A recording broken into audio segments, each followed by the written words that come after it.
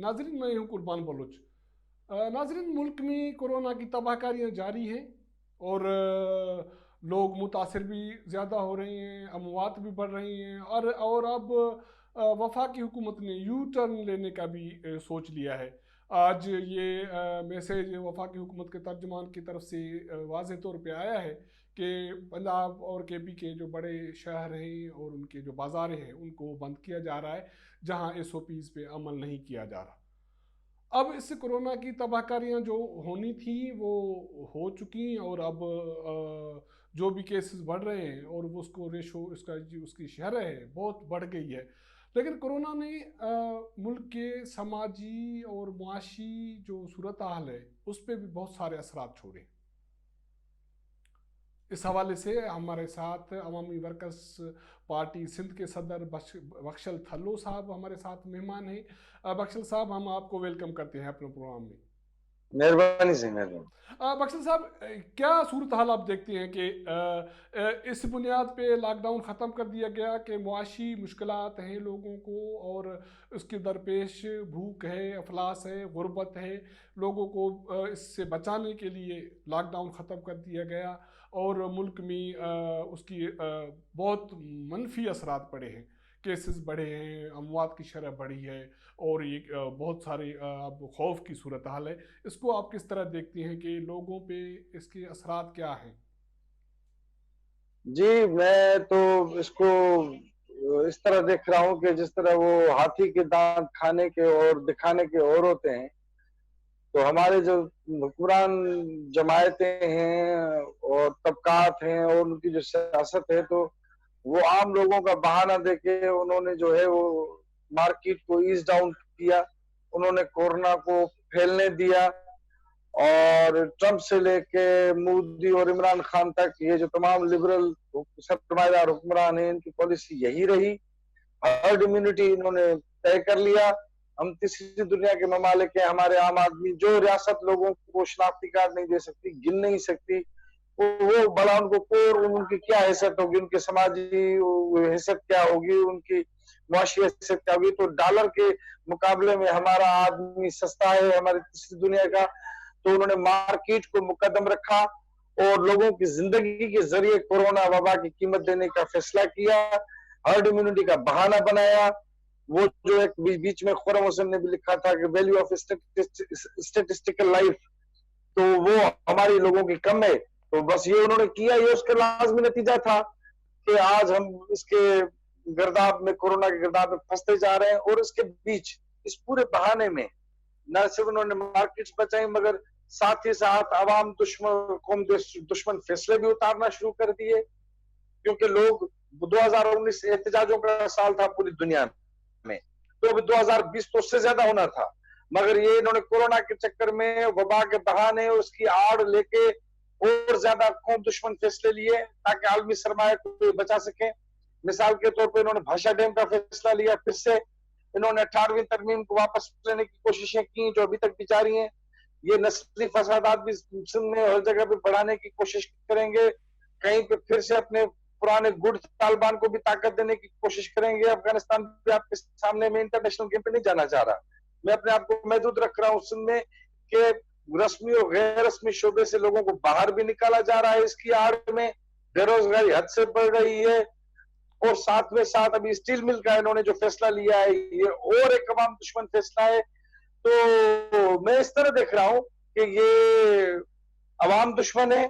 जो मुझे समझ नहीं लगती, ये डॉक्टरों को क्यों नहीं सुनते, ये पीएमए को क्यों नहीं सुनते।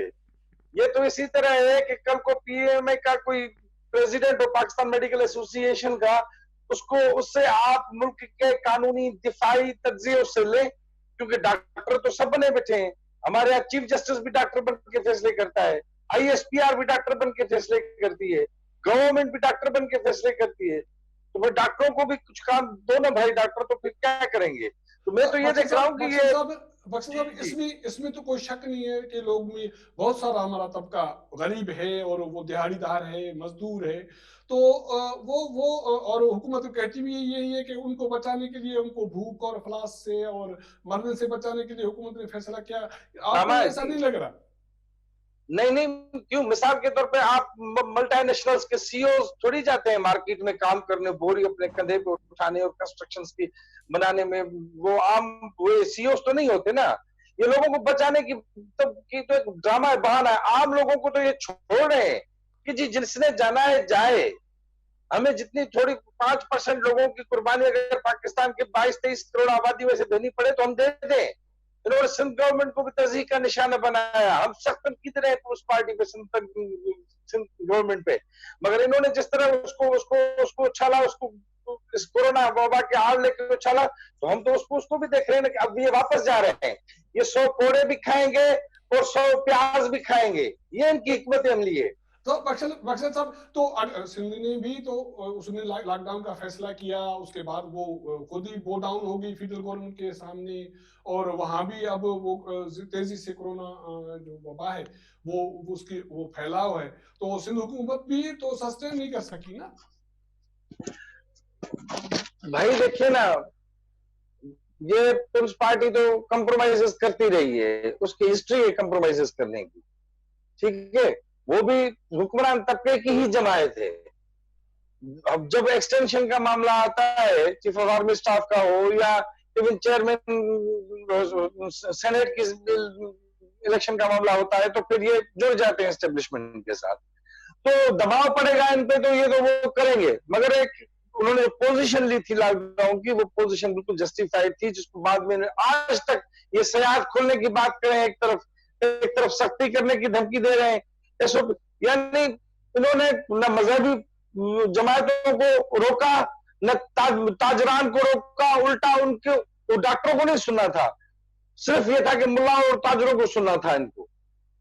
उनका नतीजा ये अपनी मार्केट्स बचाने के लिए, ये आलमी सरमाए को बचाने के लिए, ये कसीर कौमी जो मल्टीनेशनल इदारे हैं उनकी इन्वेस्टमेंट से उसको बचाने के लिए आम आदमी को झोंका जा रहा है इस कोरोना वबा के सामने। तो आप समझ रहे कि आम लोगों को इसका दोहरा नुकसान हुआ, एक कोरोना से वो मुतासिर ज्यादा हो रहे हैं, और दूसरा वो उसके मुआशी जो वो रोजगार था वो भी उसको साथ मुतासिर हुआ।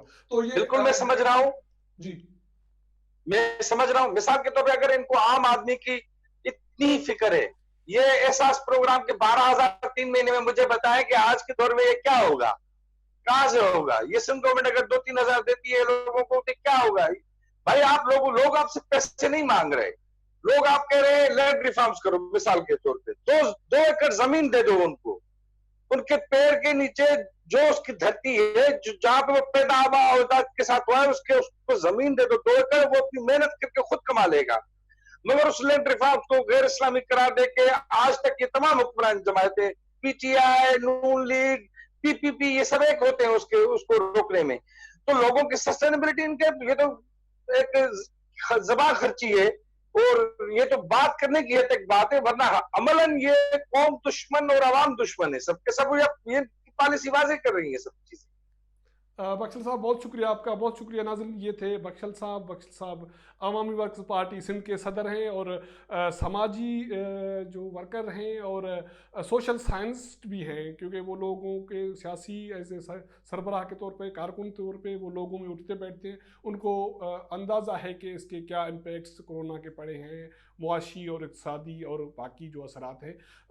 हमारा प्रोग्राम आपको पसंद आएगा। जिन दोस्तों ने इसको सब्सक्राइब नहीं किया, इसको सब्सक्राइब करें और शेयर करें, और अपने फीडबैक से हमें ज़रूर आगाह करें।